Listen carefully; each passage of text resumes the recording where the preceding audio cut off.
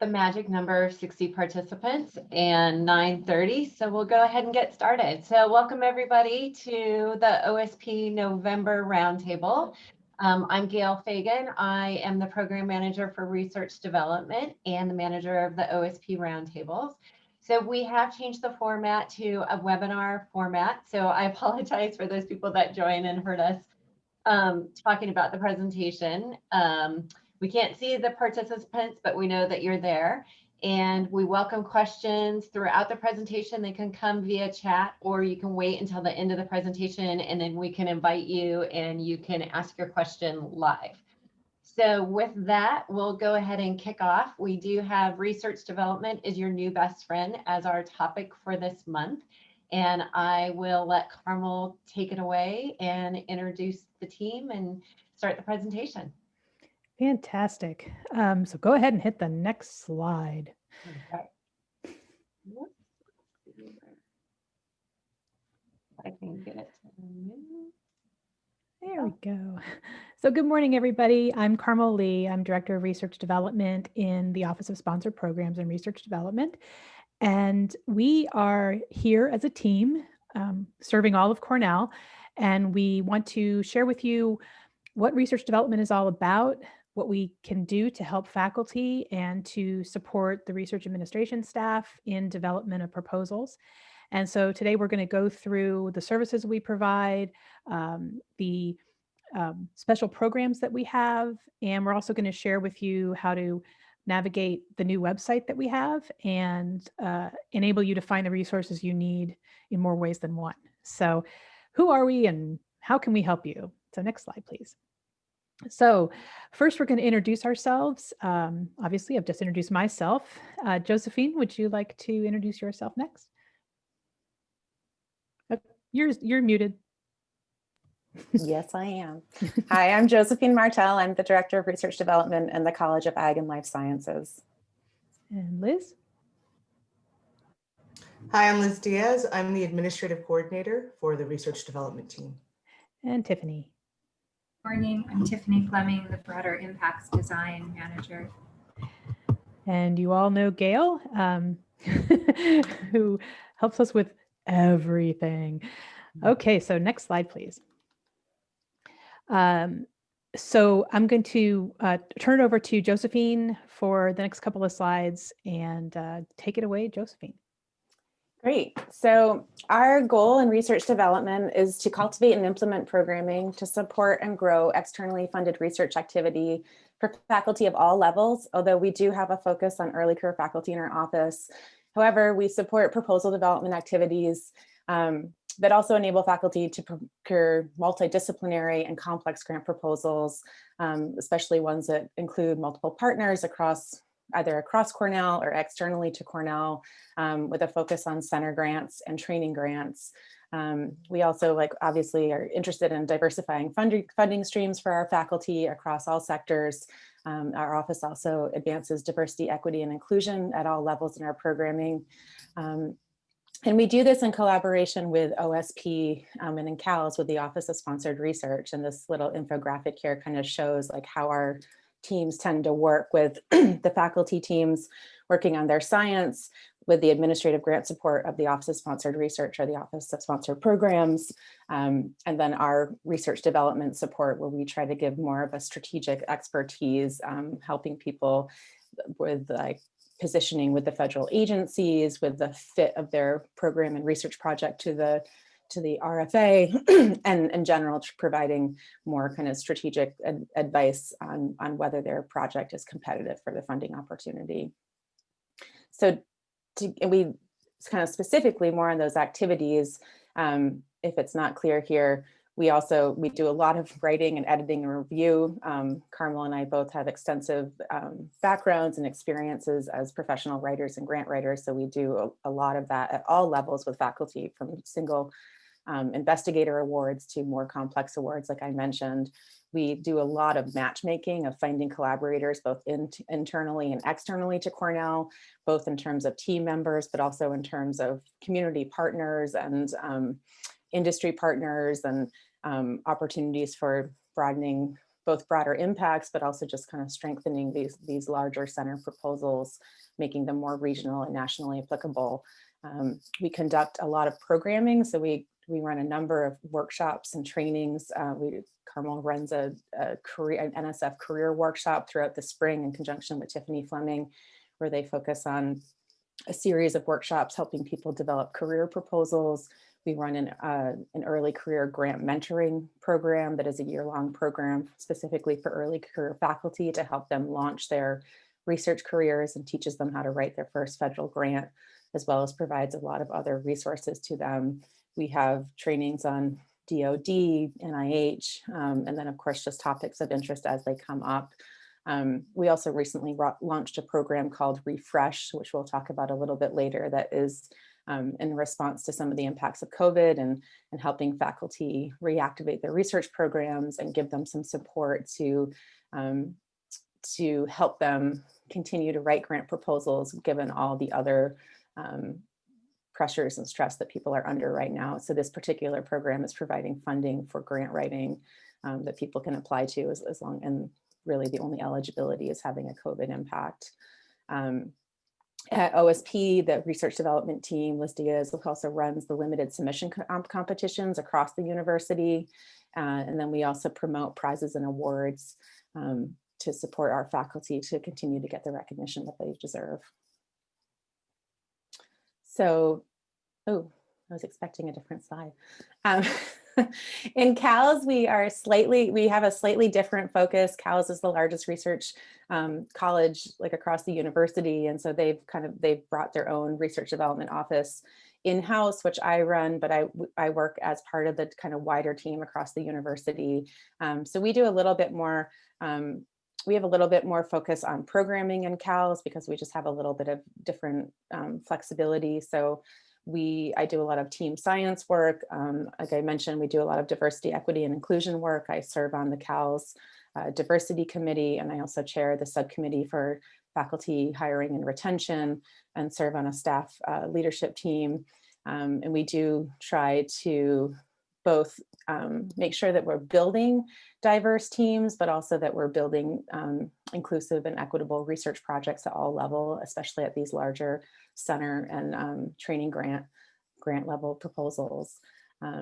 And we also do a lot of positioning in CALS with the federal agencies. I have a background as a federal lobbyist, and so we really focus on how we can set up our early career faculty with the correct federal agencies at the beginning of their career to establish, hopefully, lifelong or career-long productive relationships. But other than that, we pretty much try to offer the same services as much as we can. And to give you a little bit, if we can go to the next slide, this kind of gives you an example for those of you that are visual over a 6-month window. This is a pretty typical example of what we do. As you can see on the right-hand side, the people served by the concierge program, which we will talk about a little bit later. This is an early career program that we run to help introduce people to research at Cornell. So we are constantly reaching out to new faculty as they come in and onboarding them about what research services are available. As you can see on the left, we are constantly supporting proposals at various levels. And then of course, always with our ongoing programming and services, reaching as many people as we can. And anyone feel free to jump in if I've missed anything. Go to the next slide, I think. So from here, what I wanted to do is give you a sense of where research development fits into the overall grant development cycle. So this is the ideal cycle that I have borrowed and recolored from Jamie Sprague.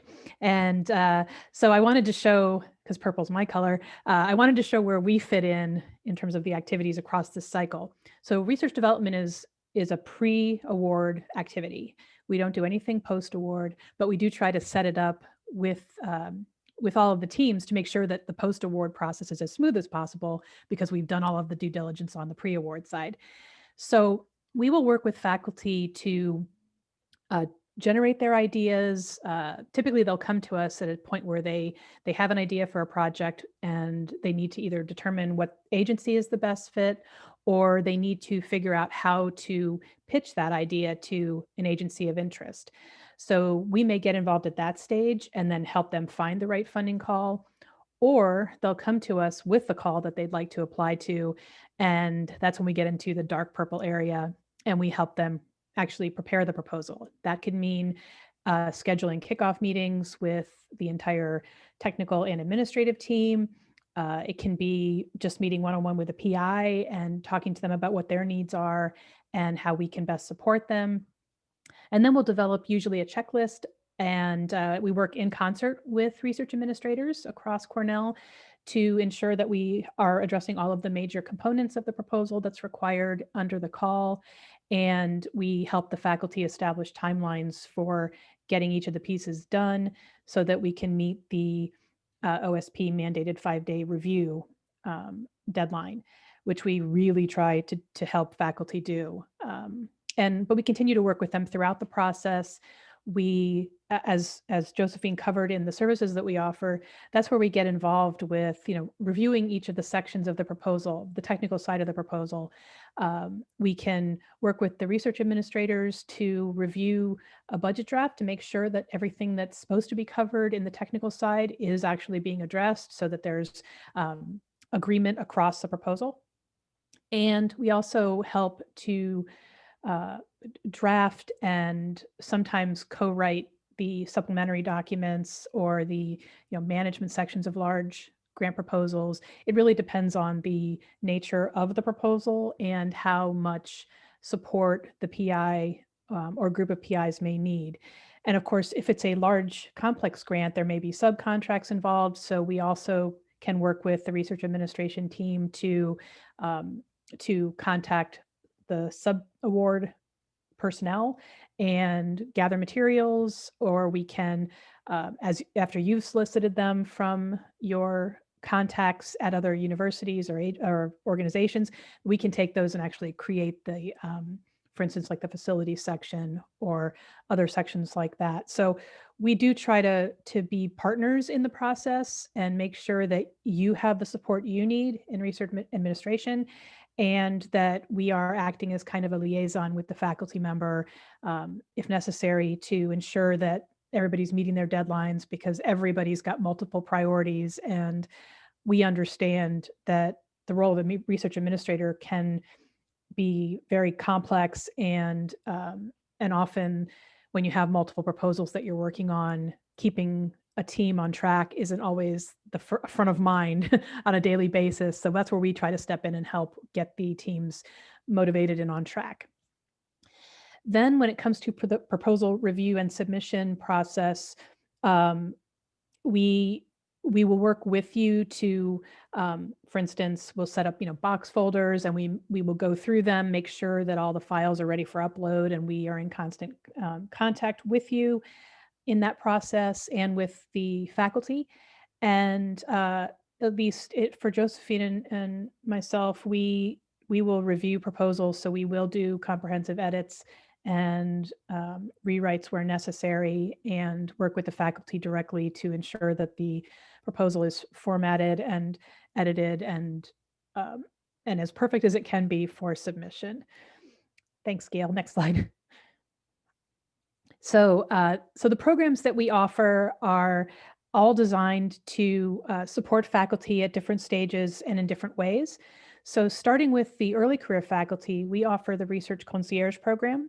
And this program is now just about 2 years old. And we have been working with new faculty to Cornell. That's assistant professors, associate professors, and full professors, anyone who's new to Cornell who will be having a research portfolio. We will work with them. We meet with them on a one-on-one basis. The whole team will engage with them and go over all the services that we offer. We have a complex conversation about their research program and what their interests are, what their plans are. And we help them to target funding opportunities. We help them to understand the process of how to apply for a proposal, who they need to talk to, key members of the OSP team, key members of the institutional community as a whole, key resources. And we can also help find potential collaborators. So for instance, Gail will do a research project basically on trying to find collaborators who have topics in common. And especially for the assistant professors, this is a really important step for them to broaden their network outside of their own department and to learn about what else is happening across Cornell. You know, Cornell's a very diverse campus, and there's so many different areas of research being conducted in different colleges, but that all have a common thread. So we try to bridge those gaps and put people in contact with each other to ensure that everybody feels like they have a network that they can go to for advice, feedback, and ideally to develop research projects with. And the other thing that OSP does as part of the concierge project process is if there are existing grants, if they're transferring in from another university, we will work with Jamie Sprague and the OSP team to ensure that those grants are transferred over successfully from their previous institution. So we have a system now that you can make an appointment with the RD team. So any new faculty member can go to the concierge site, which is linked on the slide, and they can make an appointment directly with me to meet with them and start this concierge process. In CALS, Josephine is available for those kinds of conversations as well. And I think she reaches out directly to her faculty when they are new. And so everybody will have an opportunity to meet with an RD professional when they first get to Cornell. We also have a special email box for the concierge program. So if anybody needs to reach that program, they just have to email and the whole team has access and someone will respond promptly to the question. Next slide. So in terms of training and resources, as Josephine was saying, we have a number of different standing programs that we continually improve every year. And so the two big programs that we offer are the Early Career Faculty Mentoring Program, which faculty actually apply for. And so we try to accommodate as many as possible in those sessions. And in fact, this year we had so many applicants that we're offering the session twice, which is unusual. Typically it's just a fall program, but this year we're doing it again in the spring. And that's a cohort program. So you get a cohort of assistant professors across the college in diverse disciplines, and they move together through the program. It'll be an 8-week program, and it covers a number of different topics that all are designed to get a faculty member from their idea through to writing, for instance, a specific aims page or a project summary, or even a draft small proposal if that's what the funder that they are interested in applying to requires. So this whole process, the faculty who've gone through the cohorts also have the opportunity to go to DC, and Josephine will usually, and I hopefully will in the future, be able to go to DC in person. And we introduce them to program officers that they have targeted as potential program managers that they would want to work with.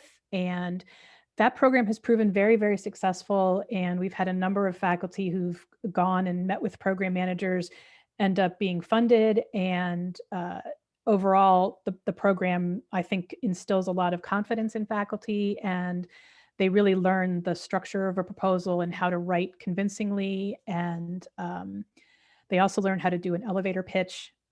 So it's all about getting them to a level of comfort and confidence with their own communication skills in talking about their research to diverse audiences. So we're really proud of that program, and we're continually tweaking it and you know, as we respond to faculty feedback. So look for that. The spring cohort is already set, but the announcement for the fall will happen next year. And so we'll be soliciting new faculty members for the new program next fall. As Josephine also mentioned, the Career Workshop Series is designed kind of like a boot camp where we have a number of different sessions, and we take the faculty members, again, it's sort of like a cohort where They have like an introduction to the career program. Then there's a session on writing a project summary. And then we have this, what Tiffany offers, and she'll talk about it a little bit more soon, is the broader impacts identity workshop. And she also has hosted a workshop with community partners and Cornell resources that can help faculty explore their broader impact and educational and outreach goals. And she'll talk about that more later, but that's a fantastic set of workshops that she does, and have really helped faculty to connect and realize their educational goals. We also offer a DoD funding workshop, which I think I'll do again in the summer. And we also are planning NIH workshops, and we have access to mock study sections that are organized through the PACE program. And that's in the College of Veterinary Medicine that offers this very specific program, but they've allowed faculty outside of vet to participate if they'd like to see what a mock study section looks like for an NIH review panel. And that is a tremendous experience. It really shows you what reviewers look for. And so any faculty member that you may be working with who is thinking about going after an NIH proposal, that would be a really great opportunity for them to take so that they can see what happens in a review panel. We also are offering a refresh program. And as Josephine mentioned, this is a special program that was created in response to the COVID crisis. Many faculty have found themselves with the increasing responsibilities at home and with childcare and elder care and other home responsibilities, and being outside of the lab for much of this time. Many of them have found that they need additional support because their grant writing time has diminished with all these extra responsibilities. So this is a program that can help with getting grant writing resources and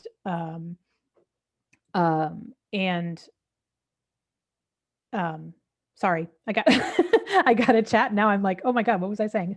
I can't multitask anymore.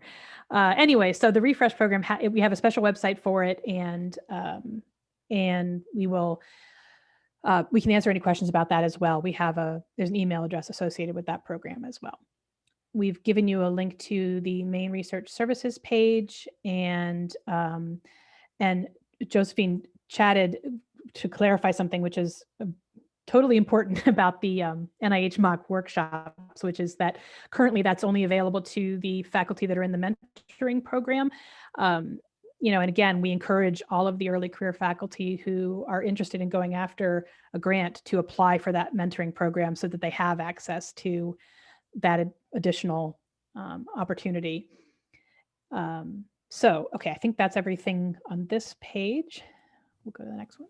And then Tiffany is going to take over and talk about her broader impacts programs. Thank you. I just have one slide here on broader impacts, but I want everyone to know that we do offer an OSP Roundtable on this topic specifically, where we're into depth.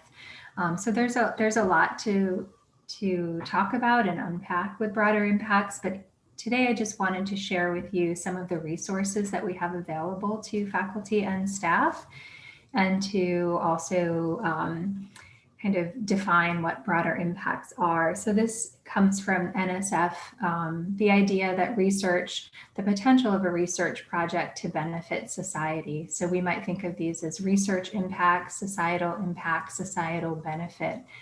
And my position specifically works with faculty to think through that process of how might you connect the work that you're doing in basic research and in a fundamental scientific question. How might you kind of zoom that out to a public audience or a public group or an initiative? And so that takes some time to think about. And so we're working with faculty throughout the year. I primarily work with early career pre-tenured faculty. The NSF Career Award is a 5-year award where faculty are really thinking about setting up their research and integrating that with their educational work and impacts work. So that's a really nice time to work with faculty as they're just getting started and thinking about that in an integrated way. So there's a link here, NSF Broader Impacts Resources. If you click on that, you'll go to the OSP website and you'll find a variety of I would say, introductory resources on getting started with broader impacts design. So if faculty members are coming to you with questions about that, you can direct them to the website, but also, take a look there as well. I think the resources really are for faculty as well as other individuals that are supporting faculty. I do offer workshops and trainings throughout the year. Okay, there. Yes, we can paste this URL. I was just noticing the chat also. I think that we'll share these slides so you'll have access to all of the links and resources that we're talking about. But in terms of the broader impacts resources specifically, we will have workshops this spring and in the fall with individual faculty members. And these are some of the things that we do together that I do one-on-one or in groups. So consultations, thinking through this, developing project ideas. How do faculty members begin to leverage all of the resources that exist here on campus and within the community and maybe even larger beyond this local community? So this diagram that I have over here, the Venn diagram, we kind of work through that in terms of doing an assessment of what what the individual's interests are, what their capacity might be, what are the needs in their field, in terms of what are the areas that their field might really be able to address in society, what are some of the challenges that they can address long-term, thinking long-term. And this can relate to their scholarship. So really that idea of expanding identity beyond, to include the scholarship around engagement and impacts. We will bring partners together, often community-based organizations like Science Center, Museum of the Earth, community colleges. Tompkins County Community College is a new partner with faculty recently.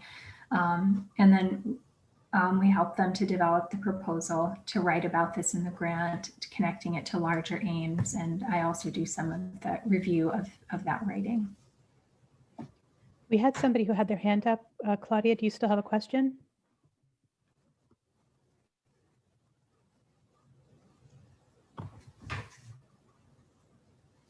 I'm not sure Yeah, go ahead, Claudia. You had it. Hold on. I'll do it again. Asked to unmute.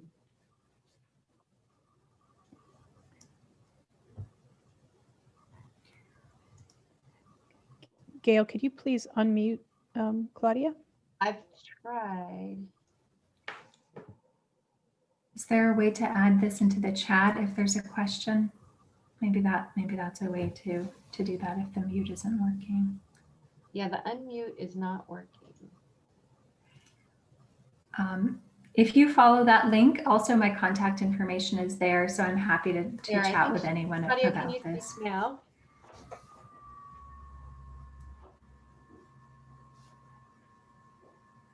Oh, okay. You are unmuted, but yes, if you can't talk, okay. And there was somebody else, I think, who also had. Mary Margaret raised her hand. Ah. I unfortunately can't see the people that have raised their hand.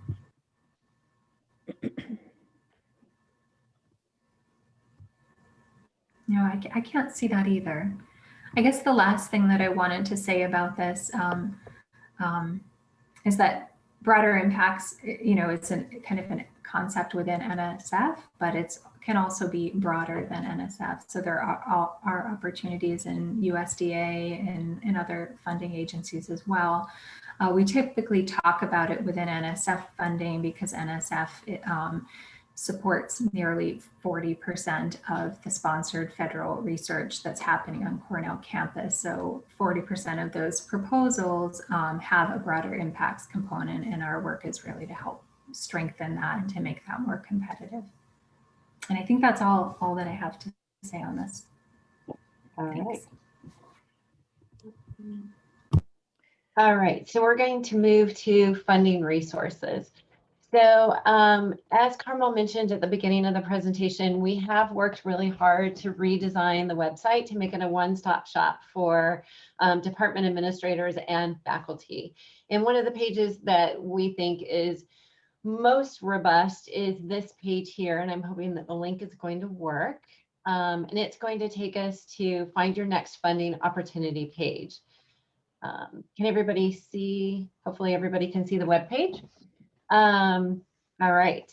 So here we just kind of talk about the different funding sponsors that we have, and then we have direct links that take you to funding search databases. So Grant Forward is a really robust data management system that we highly encourage every faculty member who does research to create a Grant Forward profile. In setting up a profile, you can then set up keyword searches so that you get customized funding opportunities to those keyword searches in your email box daily. So that's a great way of finding opportunities both in federal, nonprofit, and state funding opportunities. The next one is Foundation Directory, which is all nonprofit organizations. Again, you can set up a profile and customize your searches so that you get your searches in your email on a daily basis. And then grants.gov is specific to federal resources. And again, I'm pretty sure you can set up a search in keywords and have that information sent to you on a daily basis. Our office also helps faculty with funding searches. So if we meet with you and we learn your research and your keywords, then we set up our own searches and look for those opportunities for you. So the other pages that I want to bring to your attention is the Research Funding Announcement Digest. So I believe you need your Cornell Net. Sorry, I was already logged in at one point and got kicked out. So if you belong to our listserv, which if you're on this OSP Roundtable, then you are part of our listserv, you get several emails outlining specific research funding that we've put together in a digest, or Liz puts together in a digest. So those are also held on this website. So if you miss the email, you can always come here and get an archive of the opportunities that we just sent via email. So here's how it looks. And then you can do a Control F search and search within here for some of your keywords. It's a really great digest, lots and lots of information. And if I go back here, they're also sorted. So we have DoD digest, specific digest, and then limited submission, which Liz will talk about a little bit later, digest as well. And again, really comprehensive information, all related to funding opportunities. So then I want to go back to our presentation slide. We also have pages directed towards foundation funding. Here, again, you'll find the tool Foundation Directory, and then Grant Forward, as I mentioned, has opportunities for foundations as well. So I recommend going to both. I think they have different purposes. Then we will call out exciting funding opportunities. And these are opportunities that we just think are good for the faculty to know. And these change periodically, and then they'll roll off when the date expires. Here are some top foundation funder agencies that are work with Cornell quite a bit. And so you can go click on these and that will take you to that organization's website. And again, they have their own search capabilities within their website. Then we have a faculty prizes and awards page. This is, again, just sorted by opportunity. So you can scroll down a little bit more in detail to get the name of the opportunity. This will actually take you, if you click the link, it will actually take you to the actual opportunity and give you more detail from that point. Then we'll go back here. Here we have a New York State funding page. This relates to opportunities within New York State. So we have the New York State Grants Gateway, and you can receive funding announcements by setting up your email subscription. And then these are top funding agencies that we work with within Cornell. Again, you can just click here. It'll take you to that individual page, and then you can sort proposals that way. And then going back to recurring and prestigious awards, this is another page for more senior faculty members, and we outline the opportunity, a direct link to the program, and then we just give a little snippet of what the program offers. So this information is updated on a quarterly basis, and it does change. So if you have a faculty member that's looking for these type of funding opportunities, I suggest that they come back to this page, often as things roll on and roll off. And then we will go through our main web page a little bit later in the presentation, but those are our top funding pages. And again, you can navigate it through research development services. And then you have, here's our main page, but this is a carousel that will then take you to the find the next funding opportunity. And then if you scroll down here, you'll have some of those pages that I went to. So the foundation funding, the New York State funding, you'll see federal funding resources, which then takes you to the links of grants.gov and Grant Forward. And then we will move back to Tiffany, and Tiffany will talk about some internal opportunities that we have listed. So this is a list of some of the funding opportunities that faculty members may or may not be aware of. It's not an exhaustive list, but I think it's a good list to get started. I often think of these opportunities as potential seed opportunities for a new idea or a new experience, or a way for faculty to develop networks, connections, and additional skills in particular areas that may be outside of their areas of expertise. So there are opportunities within Office of Engagement Initiatives, which is often also called Engaged Cornell. So OEI and Engaged Cornell have workshops, trainings, and seed funding programs for faculty members. The Public Service Center has some smaller amounts of funding as well. This may be for faculty members that have been involved in community-based work or transitioned their classes to have their students engaged in community service projects. And these are financial, or these are fellowships and awards that recognize someone that's really made an effort and accomplished things in that area. Office of Faculty Development and Diversity, there are several grants there for early career faculty for women, and as well as Cornell Council for the Arts and the Rural Humanities Initiative. Most of these have a public engagement component.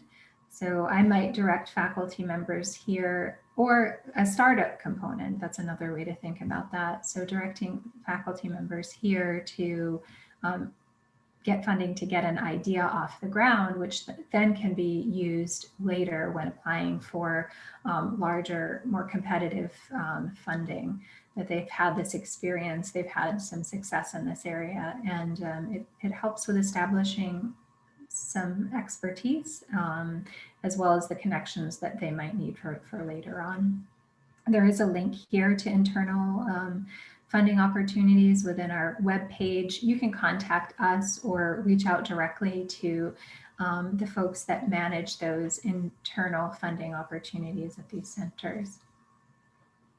Oh, another thing to point out, and I'm glad that you have this here, Gail, is that not only is this funding used for faculty, it can support students. So if faculty are trying to get students student support in their labs, for example, this may be a nice way to do that. Or if students have a research component within the lab, that they can get some funding for that as well.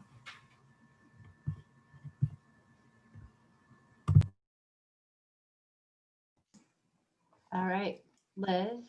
All right, good morning, everyone.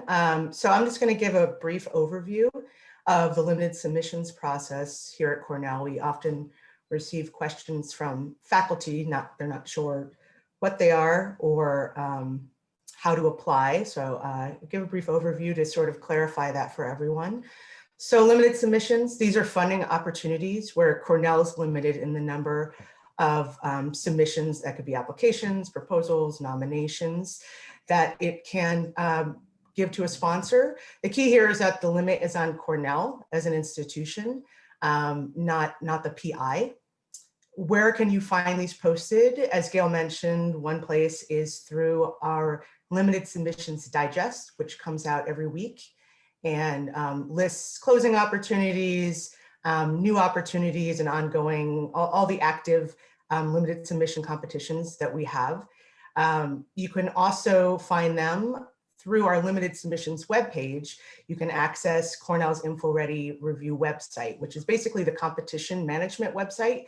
This is where all internal applications are submitted, reviews are submitted, things like that. I will show a real quick demo of that in a couple of minutes. Gail, can you go to the next slide, please? In terms of the process, so OSP Research Development Team and OVPR coordinate the internal selection process, which are also called internal competitions. So applicants must apply to the internal web portal, which is InfoReady Review.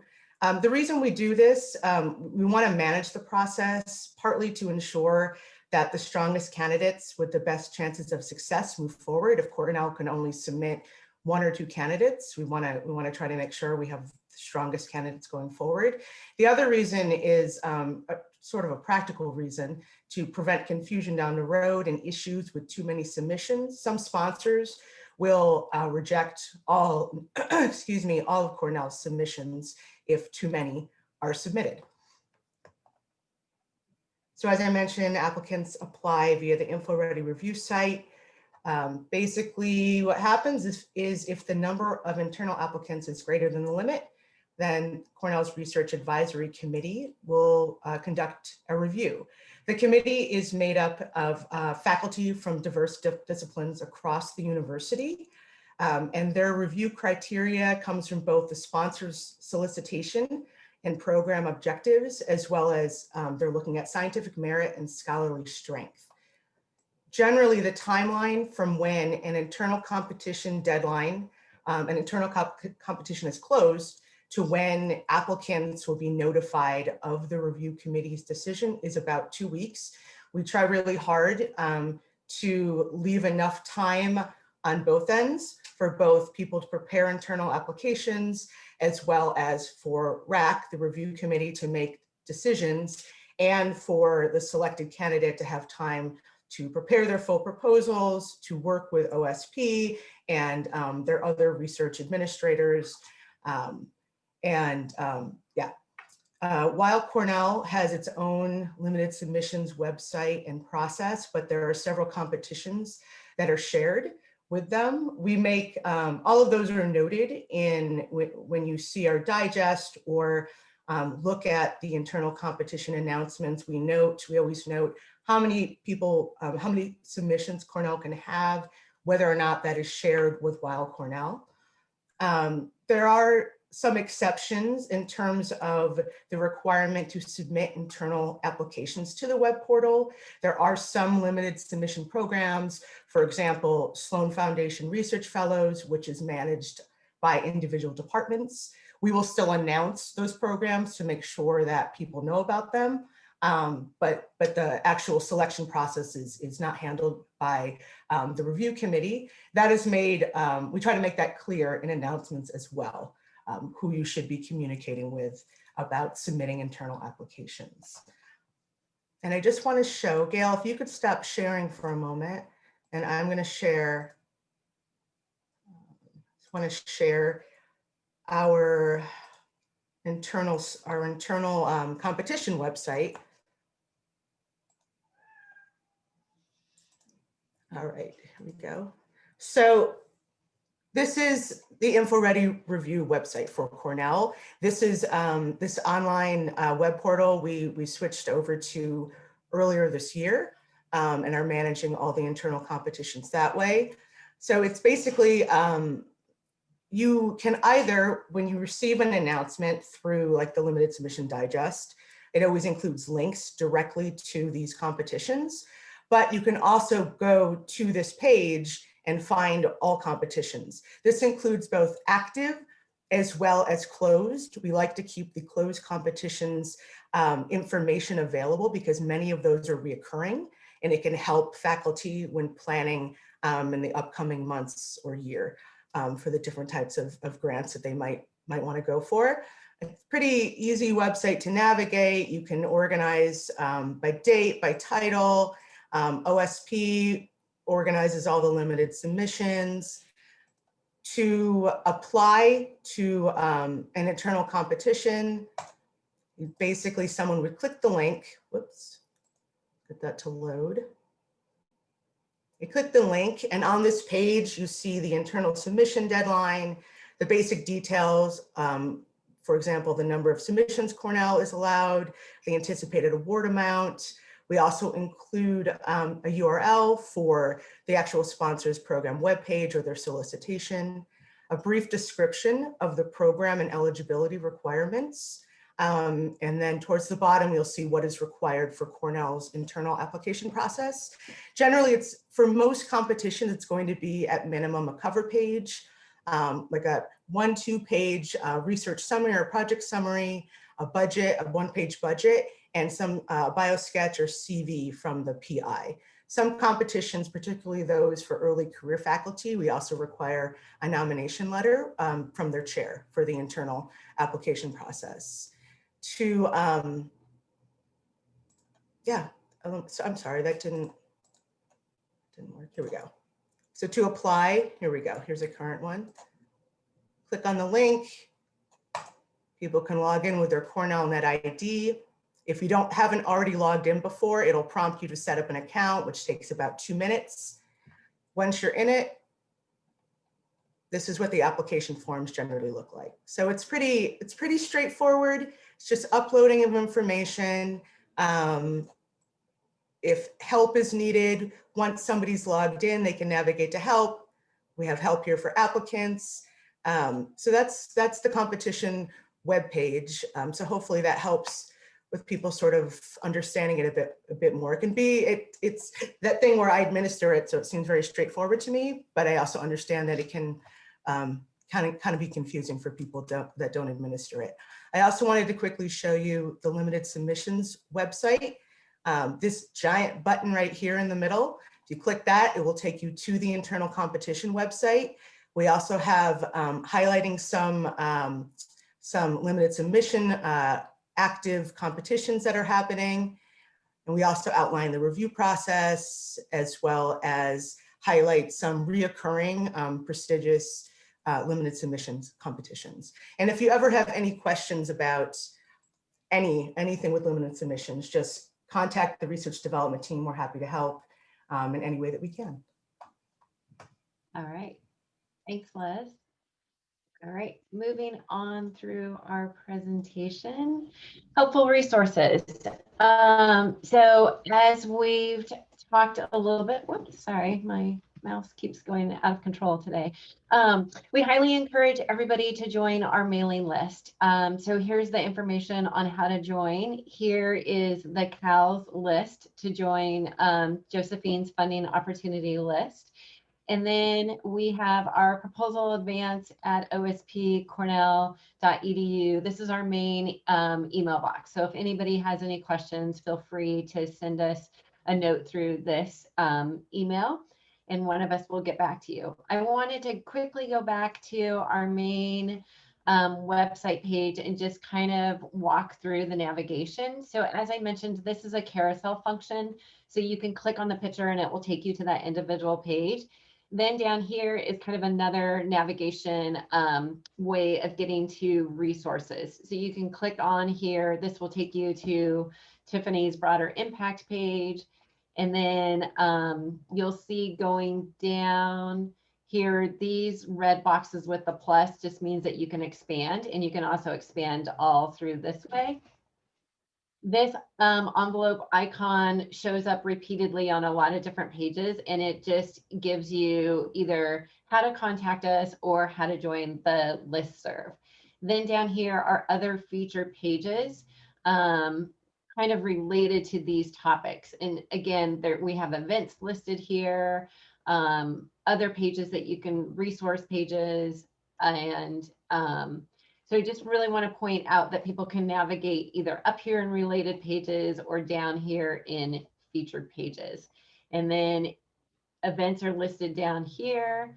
And then you can always scroll down to contacts, and that will give you contacts for both the research development team, the OSP members, and kind of everybody within the research services enterprise.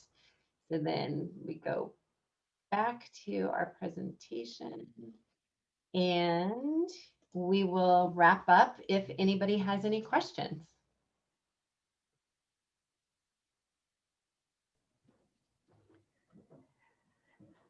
And while you all are thinking about questions, I also just wanted to say, you know, for all of the research administrators, if you're working with a faculty member and they contact you to, you know, start preparing a budget, for instance, for a proposal, if you think that our services would be useful for that faculty member, particularly if they're, you know, brand new faculty member to Cornell or it's a complex grant, please feel free to reach out to us, and then we can contact the PIs directly to engage with them and see if they might want some additional support.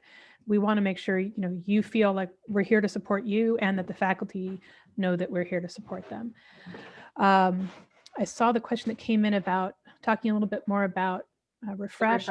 So the Refresh program is, and if one of you could put the Refresh URL in there, that would be great. Thank you. The Refresh program was set up to support faculty during this COVID crisis, and the program is anybody is eligible for it as long as you can explain how COVID has impacted your research productivity negatively. So that's really the big eligibility criterion. So if you have, you know, for instance, if you were unable to work in your lab and you couldn't move forward on important projects, and you need you know, some sort of financial support to re-engage in those activities, or if you need grant writing support, we can connect you with grant writing resources that are external to Cornell, that and we can provide the financial backing for that as well. So there's an actual application that you take a needs survey, and then it's triaged by our Refresh team, and we get in contact with you, and there's an actual process beyond that. But basically, if you have questions, you can reach out to the Refresh team, and we can support you individually. And yes, so OSP Research Development supports all of Cornell except for CALS, so which is under Josephine's management. So yes, I work with faculty in the business school, in ILR, in the law school, obviously arts and sciences and engineering, and you know, basically all other all other colleges and schools besides CALS is under the OSP purview. And we're happy to work with anyone. So if you want to schedule an appointment to talk to us, you can always do that. The concierge program is specifically for early career and new faculty to Cornell. But if you just want to have a regular conversation about your research, just send us an email and we will schedule a time to talk to you. Any other questions? So the difference between the CALS Research Development Program and the CALS Proposal Group, are you referring to their Office of Sponsored Research?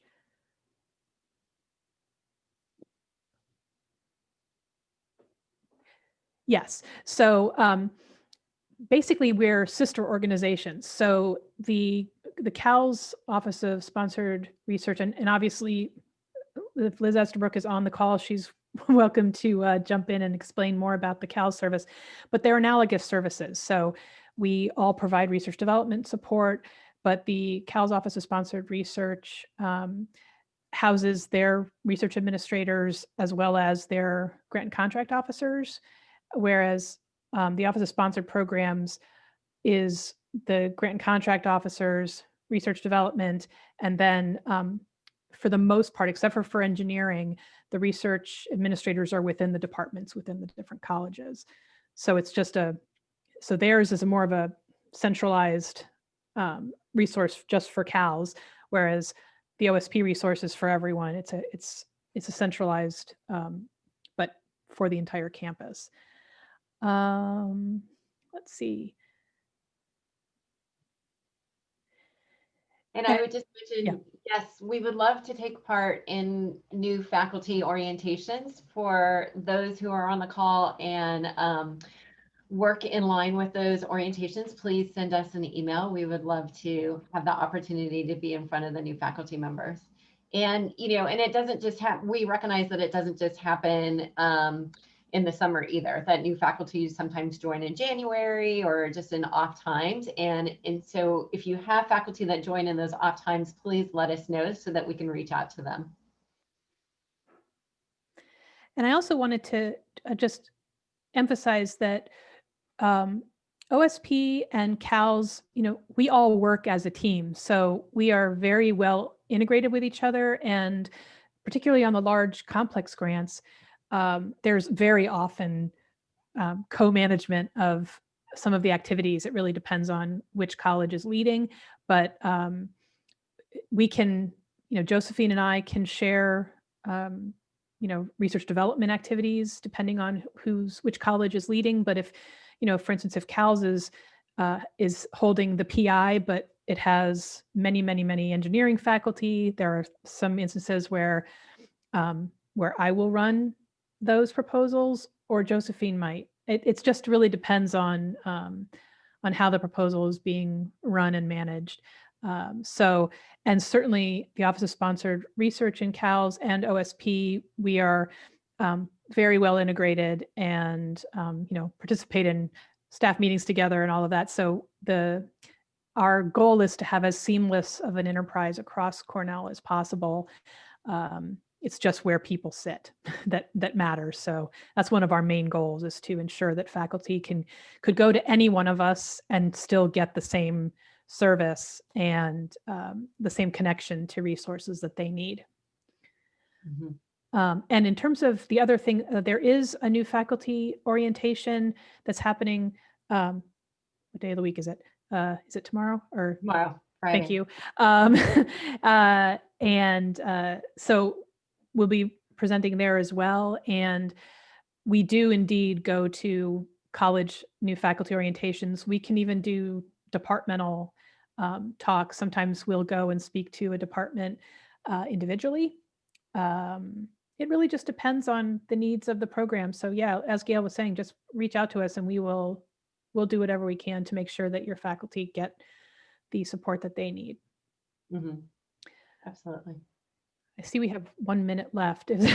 Are there any additional questions before we sign off? All right. I think we're... So we are yes, we present at the University New Faculty Orientation, but oftentimes there are people who are missed, and sometimes it enables us to do, for instance, if we speak to the College of Engineering, we'll give a tailored new faculty orientation to the College of Engineering, or the College of Art, Architecture, and Planning. It just depends on, who we're talking to, but so we don't mind doing the same orientation multiple times, just because sometimes we find that even though you hear it a bunch of times, it may not sink in, and people will often forget, especially when they start at Cornell, that they may hear it once and then need to hear it again 6 months later. So whatever works for you works for us. We're happy to come out and do whatever is necessary to make sure your faculty know we're here and that we'll work with them. Mm-hmm. All right. So thank you, everybody, and thank you to the research development team for presenting today. I just want to remind everybody that our next roundtable will be December 17th at 9:30, and Jamie Sprague will present Science CV. So we highly recommend research administrators and faculty join us for that engaging presentation. And again, if you need credit for RACP, send me an email. I do have a bulk of emails that I received the other day. So thank you, everybody. I'll put you on the list. And if Jocelyn has any questions, she'll reach out to you. And then in closing, if anybody has any topics for 2021 that they think would be appropriate for the OSP Roundtable, shoot me an email. And that's it. Thank you all. Everybody, and thanks for sticking with us in the webinar format. So as we use it more and more, we'll get a little bit more in depth in how to use it properly. So we appreciate you sticking with us. Thank you. Have a great day. Thank you. Bye-bye. Bye.